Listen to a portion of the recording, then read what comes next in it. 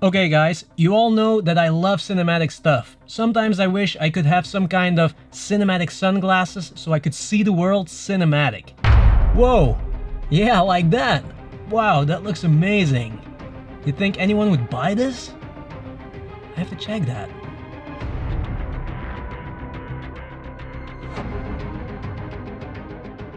But anyway, I was watching some YouTube videos on how to make Mavic Air 2 or any other drone footage look more cinematic. And also what the different cinematic looks look like. And of course, the internet wouldn't be the internet if everybody had the same opinion. It seems like everybody has a different opinion on what cinematic is. I found 24 frames per second, 30, 60, and even 120 frames per second slow motion. I also saw 10 different cinematic looks, but hey, that makes it a lot easier for me because in this video, I'll give you my opinion. I've been playing around with Mavic Air 2 footage for a while now, so here we go.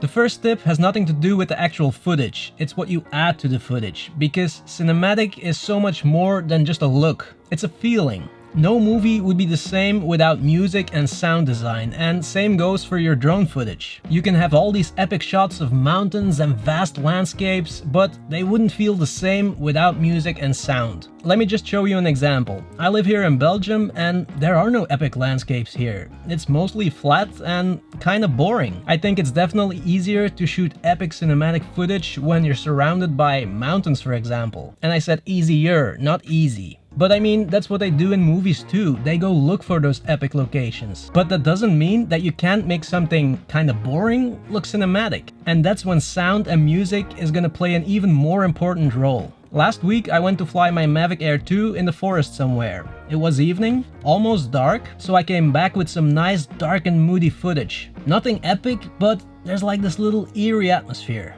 Here's the raw footage without any music or sound.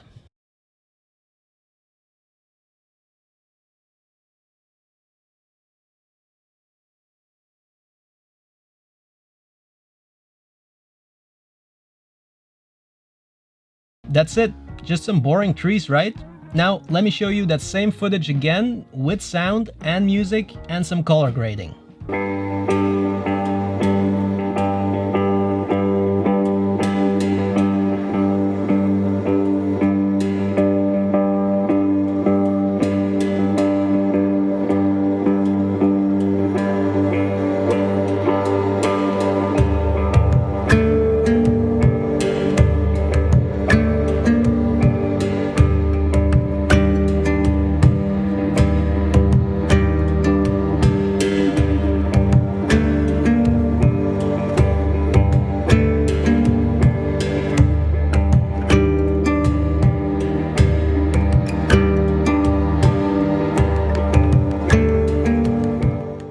That could be the intro of a mystery crime movie, right?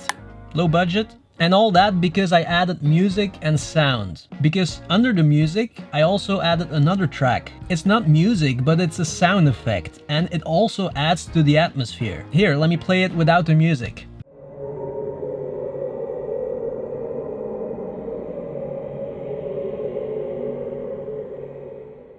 So there you go, music, sound, super important but often forgotten. This is where it gets interesting, because it seems like everybody has a different opinion. I found people who say that 24 frames per second is the cinematic look, but I found just as many people who shoot in 60 frames per second or 120 frames per second slow motion, who also say that what they shoot is cinematic. Clearly, it's a matter of personal taste, but that's okay. I'm fine with that. Here's my opinion. This is what works best for me. Just like when I shoot with any other camera, I think that 24 frames per second and doubling the frame rate looks the most cinematic for real-time footage. So no slow motion. Always remember that usually you get the best results when your shutter speed is double the frame rate. Also when shooting at 60 frames per second. But even there, some people have a different opinion. So let's not go there in this video. For me, it's 24 frames per second. The slight motion blur that you get when shooting at 24 frames per second just looks cinematic. But the key is in the word motion. And that's where it's a little bit different when you're shooting with a drone. because you'll only get that sense of movement when you're flying close to objects or close to the ground, or when there's people running or walking. When you're flying super high over an epic landscape, the movement is so slow that 24 frames per second or 60 frames per second won't make that much of a difference. Just maybe that you can slow down the 60 frames per second footage even more. Bottom line is, if you want that cinematic motion blur, and I say if you want, because if you don't want that, if you don't like that, then just shoot in 60 frames per second. That's totally fine. But if you want that cinematic motion blur, then you should shoot at 24 frames per second and double the shutter speed. And 25 frames per second, of course, also works, because I think that's the standard here in Europe. You know what? Let me just show you the difference, because I've mentioned so many numbers by now, I'm getting lost myself. Okay, so I have my drone and I'm gonna fly it here over that wheat field. I'm gonna do that pretty low so that we have a nice movement in the frame. I'm gonna fly one time at 24 frames per second with a really high shutter speed, one time at 24 frames per second with a shutter speed of 1/50th, and one time at 60 frames per second with a shutter speed of 1/120th of a second.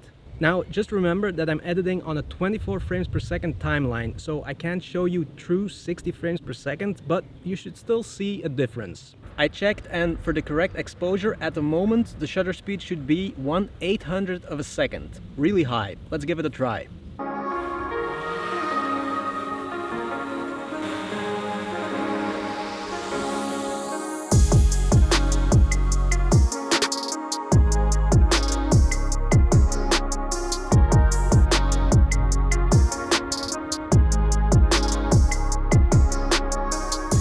Now I've set the shutter speed at 1/50th of a second, but we have a problem. Come take a look here. It's totally overexposed, but the problem is that on the Mavic Air 2, the aperture is fixed at 2.8, so I can't stop down there. And that's when you need ND filters. An ND filter is like sunglasses for your drone, and it will reduce the amount of light coming in through the lens. So that means that I can have that low shutter speed without overexposing the footage.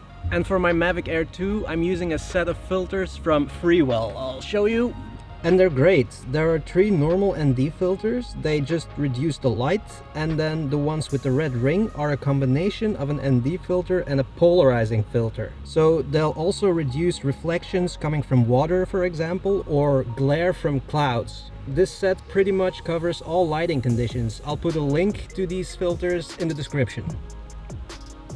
The thing is, you really need these ND filters if you want to shoot at 24 frames per second and keep the shutter speed at double the frame rate.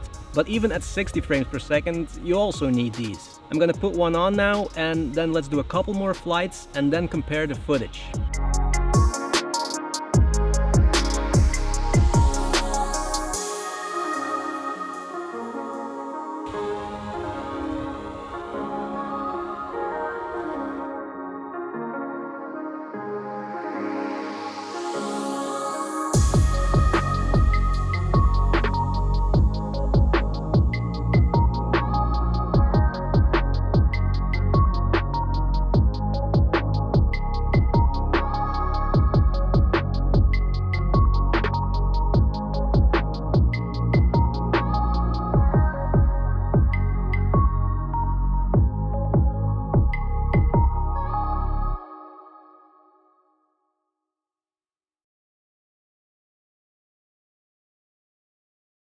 There you go. I think it's pretty clear, right? Frame rate and ND filters are super important if you want the best looking footage. And it doesn't matter if you want to shoot in 24, 25, 30, 60 or 120 frames per second. In most cases, you need those ND filters to keep your shutter speed double the frame rate.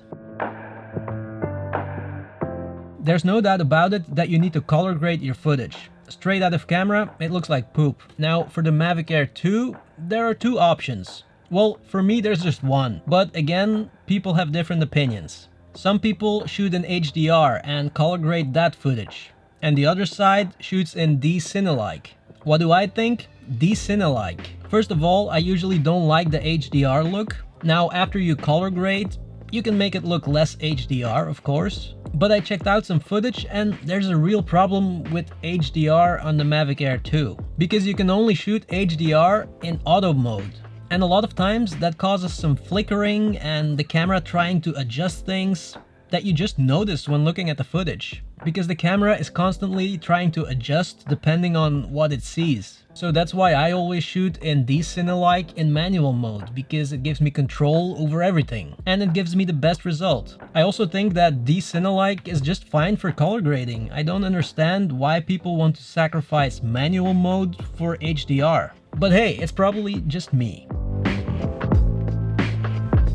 Tip number 4, slow movements. Now, this is more important if, like me, you're a 24 frames per second shooter. Because if you shoot at 60 or 120 frames per second, you can just slow the footage down and get that smooth movement. At 24 frames per second, real-time footage, it's a bit more tricky. But slow movement does make your footage look more cinematic. I've been practicing a lot to get those slow movements at 24 frames per second, barely touching the sticks. It's not easy, but it does make a big difference. And then you can combine those slow movements with shots where you reveal something behind an object. Always looks really cool. So start practicing those super slow movements at 24 frames per second. And here's that example from the forest again.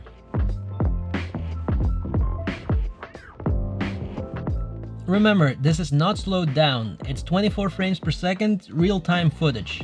But I really love that combination of the super slow movement of the camera, but at the same time, everything that moves in the frame is real time, no slow motion. I really love that combination. Looks super cinematic. And the last tip is scale and subject. It's really important that you know what you're shooting. And I mean really know what you're shooting. Really think about it. What makes a drone different from any other camera is the point of view. So you have to make the most of that. If you're shooting a car or a person in a landscape, then show that person in the landscape. Show the scale of that landscape in relation to that little person or the little car. Of course, don't lose them. You still have to be able to tell that it's a person or a car. There are some shots that just always work with a drone. Like I said in the previous tip, when you reveal a landscape or something else from behind an object. Also, a top-down shot is always a winner. They use that shot in a lot of movies in New York and cities like that, you know, from the top. But that shot works everywhere. So another good idea is to watch some movies and see what they do with their drone shots. And just try it yourself. You don't have to make up stuff that's already been done and proven that it works. Just try yourself what the pros do and you'll learn a ton. That's it for now. Thank you so much for watching and see you in the next one.